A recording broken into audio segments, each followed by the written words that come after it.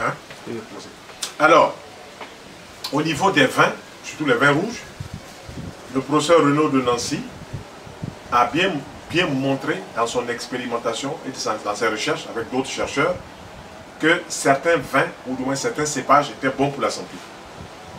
Mais il dit ceci, qu'à chaque repas, on ne prend qu'un seul verre. Pas 2 verres, pas 3 verres, un seul verre. C'est largement suffisant. De préférence, le soir. On peut prendre à midi, c'est vrai, mais de préférence le soir, parce que le pouvoir du foie est beaucoup plus grand qu'à midi. Ça, c'est un problème de circulation d'énergie dans le corps. Donc, il a donné des noms de vins.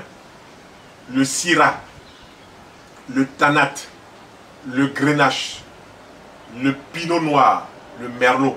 Voilà les 5 vins, les 5 cépages qui sont les plus antioxydants. Les autres vins sont bien, mais ceux-là, il a souligné plus antioxydants. Si on dit antioxydant, c'est que ça freine le vieillissement cellulaire. Voilà. Si on dit antioxydant, ça freine le vieillissement. Parce que oxydant veut dire vieillir. Ça oxyde les cellules, ça fait vieillir les cellules. Si c'est antioxydant, c'est que ça freine le vieillissement cellulaire. Ensuite, les vins blancs, qui se comportent comme des vins rouges, sont les vins de l'Alsace. Les vins blancs, c'est le Sylvaner, le Gewürztraminer, le Tokay, le Pinot Gris et le Vendange tardive.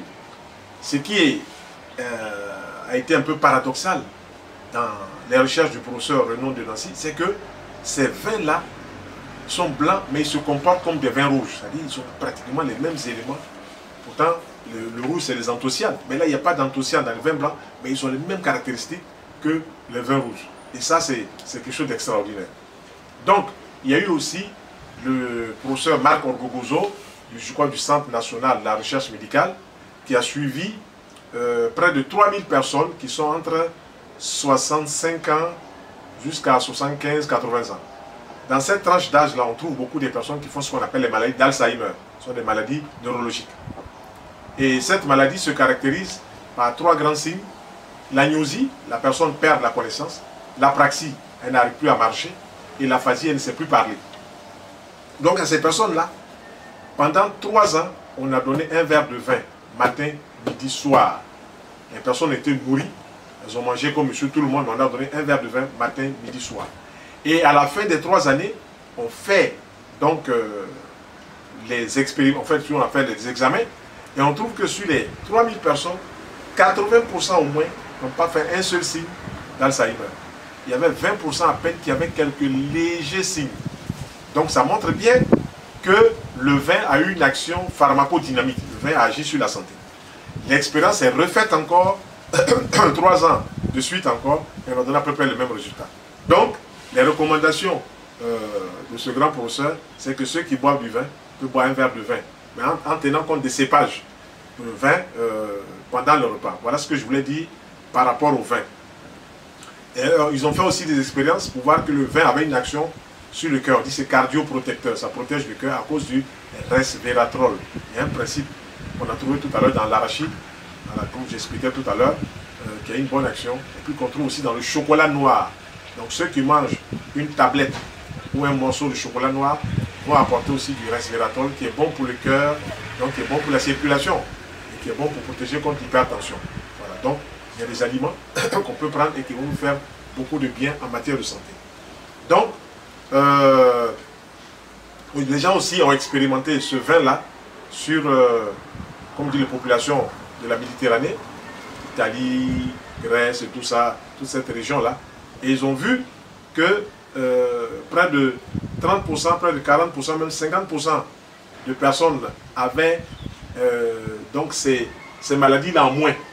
Parce que ces personnes ont bu du vin rouge, ont mangé beaucoup de fruits, ont mangé des légumes, ont mangé du poisson, ont mangé de l'huile d'olive, des céréales complètes, des régimes méditerranéens. Et ces personnes-là ont vu leur taux, toutes pathologies confondues, descendre jusqu'à 30-40%. Donc cancer, diabète, hypertension, rhumatisme, tout ça est descendu de 30 à 40%. Ça a été vraiment quelque chose d'assez étonnant devant ces recherches qui ont été faites par ces professeurs-là. Et ils se sont dit, ah non, il faut qu'on en parle. Mais vous savez, il y a la convivialité, le repas et tout ça, et puis il y a l'aspect scientifique, et puis il y a comment faire passer ça dans le public. Voilà, si vous dites à quelqu'un que le vin soigne, la personne ne comprend pas du tout. Voilà, donc je donne des petits secrets avec le vin rouge. Vous prenez un verre de vin rouge, vous mettez un jus d'oignon écrasé dedans, vous buvez, ça aide à soigner un peu la prostate. Voilà, donc toutes les personnes qui souffrent un peu de prostate pourraient faire cela et ça commence à soigner la prostate. Voilà un peu en matière de repas de midi et du soir. Il faut privilégier beaucoup les légumes cuits le soir dans les repas cuits et il faut réduire les viandes les préférées à midi. Il faut manger du poisson ou des œufs ou du fromage ou même des protéines végétales comme le soja ou bien comme les haricots rouges.